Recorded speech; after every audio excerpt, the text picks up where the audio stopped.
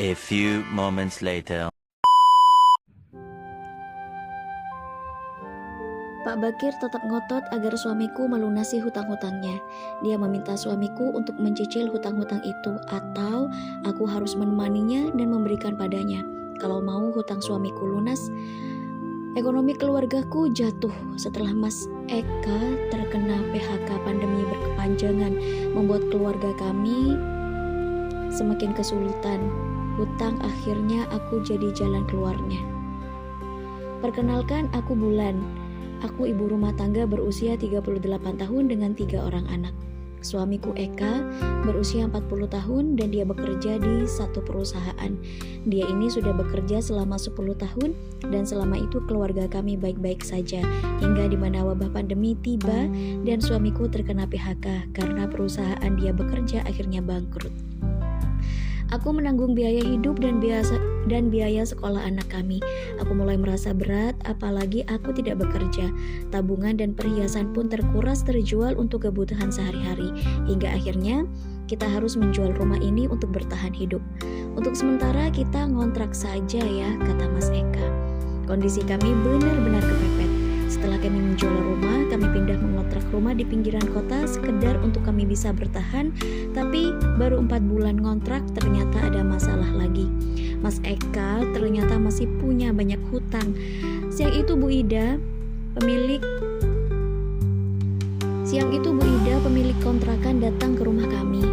Jadi Mbak Ulan, rumah ini dikontraknya bulanan dan sudah 3 bulan ini Mas Supraika nunggak. Kalau nggak bisa bayar, segera kosongkan. Sepulang suamiku, kutanyakan kebenarannya dan dia mengakui memang benar baru bayar sebulan. Maafin ayah ya bun, ayah bohong, katanya. Menurut Mas Eka, uang hasil perjualan rumah kami dipakai bayar hutang dan sisanya yang tak banyak digunakan untuk modal bersama membuka sebuah usaha dengan temannya. Tapi suamiku malah tertipu dengannya itu, sehingga seluruh uangnya habis. Dengan sangat terdesak, aku memutuskan untuk menemui Bu Ida sore itu.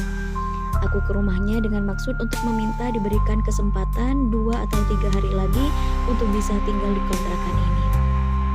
Bu Ida tetap ngotot agar kami melunasi uang kontrakan kalau masih ingin tinggal di rumah itu. Untungnya saat itu Pak Bakir bertindak bijaksana. Dia mau membantu dan memberi kami waktu. Sudahlah Bu, kasihan Mas Eka dan Mbak Bulan ini. Kita kasih waktu seminggu, kata Pak Bakir. Bu Ida pun setuju meski wajahnya masih nampak kesal sekali. Saat itu pertama kalinya aku bertemu dengan Pak Bakir dan selama ini untuk urusan rumah kontrakan Mas Eka dan aku hanya berhubungan dengan Bu Ida tanpa Pak Bakir. Mungkin ini perasaanku saja, tapi saat itu kulihat Pak Bakir terus menatapku dengan sorot mata yang aneh. Terima kasih banyak Pak Bakir, kataku saat itu. Malamnya aku sampaikan ke suamiku, kalau kita bisa tinggal di rumah kontrakan itu seminggu lagi. Jadi kami harus cari cara agar bisa bayar atau setidaknya cari kontrakan yang lain. Suamiku memberitahuku kondisinya lebih rumit, tak seperti yang kubayangkan. Bunda, sudah ketemu Bu Ida dan Pak Bakir? Tanyanya. Aku jawab iya. Aku sudah ketemu Pak Bakir. Disitulah aku sangat kaget, ternyata Pak Bakir sudah lama kenal dengan Mas Eka, suamiku. Bahkan suamiku punya banyak hutang ke Pak Bakir yang seorang pengusaha kayu itu. Kata Mas Eka, Pak Bakir pernah melihat fotoku di handphone milik suamiku itu. Dan Pak Bakir mengatakan tak mampu bayar hutang. Nggak apa, asalkan suamiku mengenalkan aku pada Pak Bakir sama Bunda, kata suamiku. Maksud ayah apa? Tak ada niat apa-apa, kata suamiku. Suatu hari di kontrakan kami malam itu sudah jam 11 malam, anakku sudah tidur. Aku membuatkan kopi untuk Pak Bakir lalu ikut duduk di sofa ruang tamu bersama dengan suamiku dan Pak Bakir. Jadi bagaimana Mas Eka, apa sudah disampaikan ke istrimu? Kata Pak Bakir sambil melirik padaku.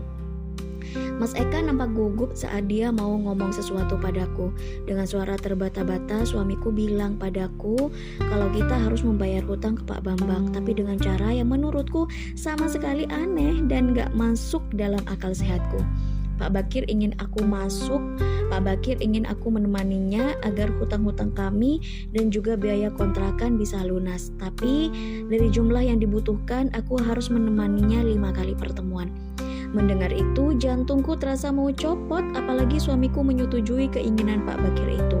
Karena tak ada pilihan lain selain itu, Pak Bakir mengatakan ingin sekali mencicipi punyaku. Sebenarnya saya ini sudah lama ingin sekali punya Mbak Bulan, ucap Pak Bambang dengan tersenyum.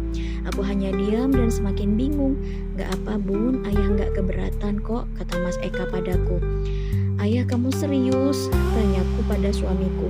Dia hanya mengangguk, menyerahkan sepenuhnya kepadaku. Dia menyuruhku ke Pak Bakir dengan berat hati dan agak kaku. Aku harus melayani Pak Bakir karena tak ada pilihan lagi untuk melunasi hutang dan membayar kontrakan. Bagaimana menurut kalian tentang kisah yang aku bagikan ini?